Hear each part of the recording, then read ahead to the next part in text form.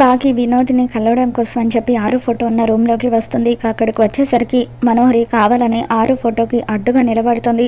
Hi Vinod, ఎలా ఉన్నావు?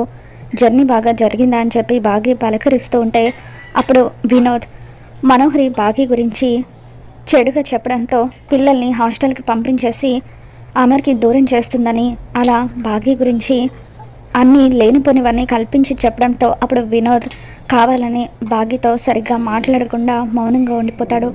ఏంటి వినోద్, తను మీ కొత్త వదిన, ఏంటి తనతో అలా పొడి పొడిగా మాట్లాడుతున్నావని చెప్పి మనోహరి అంటూ ఉంటుంది.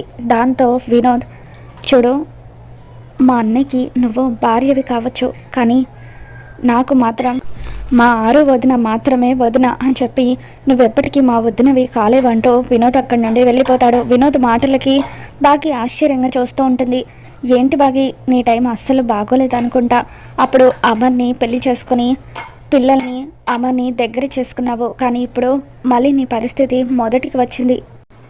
వినోద్ వల్ల మళ్ళీ నీకు బ్యాడ్ టైం స్టార్ట్ అయిందని చెప్పి మనోహరి అంటూ ఉంటుంది. అప్పుడు బాగి, చూడు మనోహరి, నువ్వు కాదు నటించడానికి, నాలాగా ఉంటే ఎవరైనా సరే నన్ను ఇష్టపడతారు అని చెప్పి అంటూ ఉంటుంది.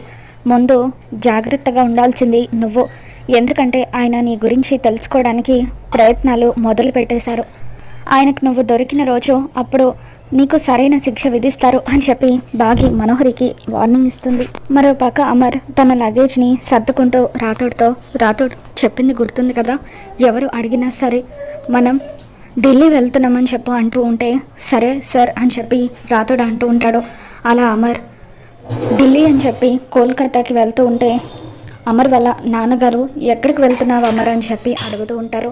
ఇక దాంతో ఢిల్లీ వెళ్తున్నా నాన్న అని చెప్పి అమర్ అనడంతో అప్పుడు బాగి, ఇంత సడన్గా ఎందుకండి ఢిల్లీ, అయినా వినోద్ వచ్చింది ఈరోజే కదా, కాస్త టైం స్పెండ్ చేస్తే బాగుంటుంది కదా అని చెప్పి అంటూ ఉంటుంది. దాంతో అమర్, బాగి, ఇప్పటికే ఆ అసైన్మెంట్ని నేను చాలా రోజులుగా పోస్ట్పోన్ చేస్తూ వస్తున్నాను, ఇది నేను తప్పనిసరిగా అటెండ్ అవ్వాల్సిన మీటింగ్ అని చెప్పి నేను కనుక అక్కడికి వెళ్ళి ఆ అసైన్మెంట్ని పూర్తి చేస్తే నా మనసులో మెదులుతున్న ప్రశ్నలన్నిటికీ కూడా జవాబు దొరుకుతుందని చెప్పి అమర్ అంటూ ఉంటాడు.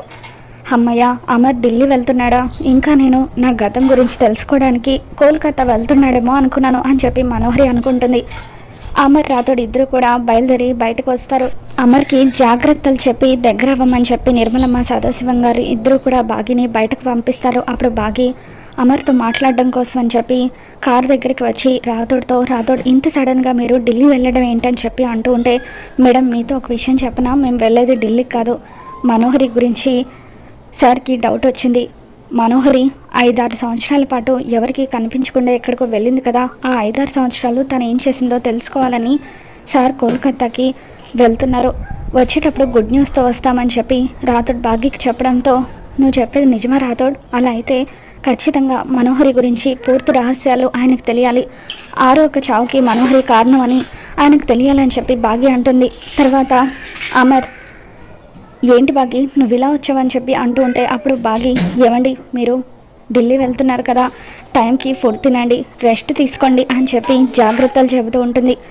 నువ్వు కూడా బాగి టైంకి తిను, ఎక్కువగా బయటకు వెళ్ళకు, ఎటువంటి ప్రాబ్లం వచ్చినా వెంటనే నాకు ఫోన్ చేయని చెప్పి అమర్ అంటూ ఉంటాడు. అలాగే అండి అని చెప్పి బాగి అంటూ ఉంటుంది. తర్వాత అమర్ డోర్ తీయడానికి ట్రై చేస్తూ ఉంటే బాగి అక్కడ అడ్డుగా ఉండడంతో ఇక అనుకోకుండా అలా బాగి అమర్ మీద పడిపోతుంది. అమర్ భుజం మీద చేయి వేసి అమర్ కళ్ళలోకి చూస్తూ ఉంటుంది.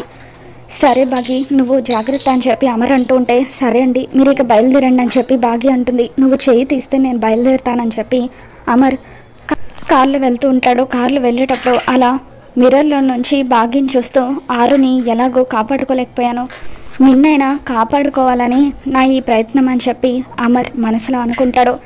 బాగి అక్కడ నిలబడి ఉండగా బాగి దగ్గరికి ఆరు అప్పుడే వస్తూ ఉంటుంది. ఏంటి బాగి దేని గురించి ఆలోచిస్తున్నావు అని చెప్పి అంటూ ఉంటే, ఆయన ఒక ఇంపార్టెంట్ పని మీద వెళ్తున్నారక్క, ఆయన కనుక ఆ పని పూర్తి చేసుకుని వస్తే ఈ ఇల్లు సంతోషంగా ఉంటుంది, ఇల్లు సంతోషంగా ఉంటే నేను కూడా సంతోషంగా ఉంటానని చెప్పి అంటూ ఉంటే, ఆ పూర్తి సంతోషాన్ని నీకు అందించాకే నేను ఇక్కడ నుండి వెళ్తాను అని చెప్పి ఆరు మనసులో అనుకుంటుంది.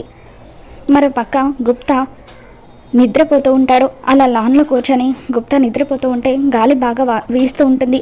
ఇదేంటి మా యమప్రభుల వారు వస్తున్నట్టుగా అనిపిస్తుంది, అయినా ఆయనకి నేను ఇక్కడ ఉన్న విషయం తెలియదు కదా, ఆయన ఎందుకు వస్తారులే అని చెప్పి గుప్తా మళ్ళీ గురక పెట్టి నిద్రపోతూ ఉంటే భూలోకంలోకి వస్తున్న యమధర్మరాజుకి చిత్రగుప్తకి గురక శబ్దం వినిపిస్తూ ఉంటుంది. ఆ గంభీర శబ్దం ఎక్కడి నుండి వినిపిస్తుంది అని చెప్పి యమధర్మరాజు అంటూ ఉంటే అప్పుడు మాయాదర్పణంలో చిత్రగుప్త ఆ శబ్దం ఎక్కడి నుండి వస్తుందా అని చెప్పి చూస్తూ ఉంటాడు. ఇక అప్పుడు అందులో గుప్త కనిపించడంతో గుప్తను చూసి యమధర్మరాజు ఒక్కసారిగా షాక్ అవుతాడు. ఇదేంటి విచిత్రగుప్త భూలోకంలో ఉన్నాడు, ఆ బాలిక నరకంలోనే ఉంది కదా, మరి భూలోకంలో ఈ విచిత్రగుప్త ఏం పని, మీరు నా దగ్గర ఏదైనా దాస్తున్నారా అని చెప్పి యమధర్మరాజు ప్రశ్నిస్తూ ఉంటాడు. మరి యమధర్మరాజుకి నిజం తెలిసిపోతుందా? రాబోతున్న ఎపిసోడ్లో మనోహరి గురించి అన్ని నిజాలు అమర్ తెలుసుకోబోతున్నాడా, ఏం జరగబోతుందో మళ్ళీ మన ఛానల్ తెలుసుకున్న వీడియో నచ్చితే తప్పని లైక్ చేయండి.